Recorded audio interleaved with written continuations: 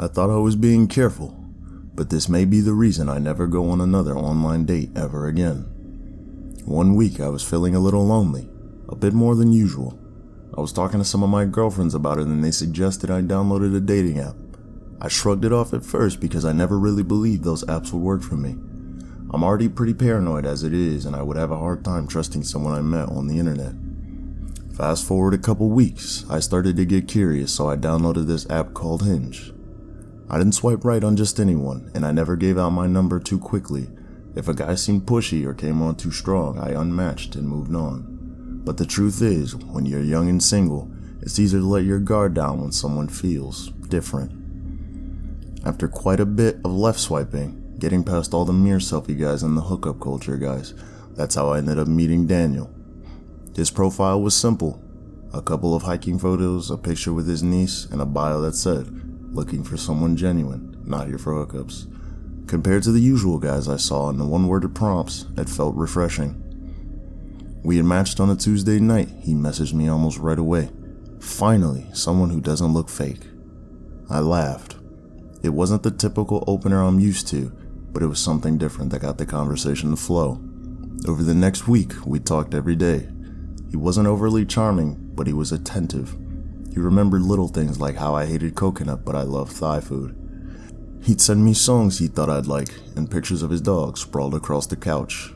He just felt like a genuine guy I can finally get to know. So when he asked if I wanted to meet up for dinner, I said yes. We met at a casual Italian place downtown. Public, busy, safe. He just looked like his photos, tall, clean-cut, kind of awkward, but in a harmless way.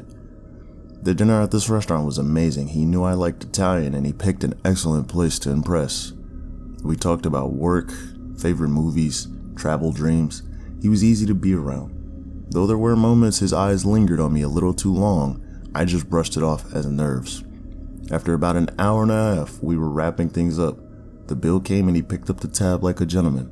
In my head, I already liked this guy because he's doing all the right things, like picking up the tab, great restaurant choice, and easy conversation. Afterward, he walked me to my car. He had leaned in like he wanted a kiss, but I gave him a polite hug instead. His smile faded for a second before he said, "I'll see you soon again, right?" I nodded and said, "Definitely." At the time, I didn't think much of it. I just got in my car and started to drive back home. I lived about 20 minutes away from the restaurant, so my drive wasn't long. But before I could even get home, he texted me immediately after. "You looked so beautiful tonight. I can't stop thinking about you." It was sweet until the messages kept coming. "Did you get home safe? What are you doing right now? Are you thinking about me?" It would have been okay if he stopped at the making sure I got home text. That was sweet, but now this is getting a little too clingy and it started scaring me a bit. It wasn't just once or twice, it was constant, every hour. By the next morning, I had over 20 unread texts from him. My stomach sank. I told him gently that I was busy and at work and I couldn't talk all day. He sent back a smiley face and said he understood. But an hour later, another text, "Just thinking about you." And another, and another. I tried to convince myself he was just excited. Some people move faster than others, right? But things got worse. On Friday, I was walking out of my gym when I saw Daniel leaning against his car in the parking lot. I froze. I hadn't told him where I was working out at, so by this point I'm actually freaking out a bit, but he was very casual about this, like this is normal behavior for him. After taking a second, I finally walked up to him. He grinned when he saw me. "Small world, huh?" My voice was caught in my throat. Yeah? What are you doing here?" "I just finished my workout, thought I'd say hi." Something in me knew he was lying. I doubt he just finished a workout. He wasn't sweating at all, and he had no gym bag or clothes were in his car, but at this point, I'm really scared, so I have to be careful how I react. He asked me when I'd be free to get together again soon. I politely told him I'm not sure yet, but hopefully soon. He smiled and said great. That night I didn't answer his text. I needed space. At 2 a.m. I woke up to the phone buzzing. 10 missed calls, all from Daniel. I turned my phone off, heart pounding, and eventually fell back asleep. The next morning, there was a knock at my door. When I looked through the peephole, my stomach dropped. It was him. Daniel was standing there holding a coffee in a paper bag. I thought we could have breakfast. he called through the door. I didn't answer. I just stood there, frozen, wondering how this man found out where I lived.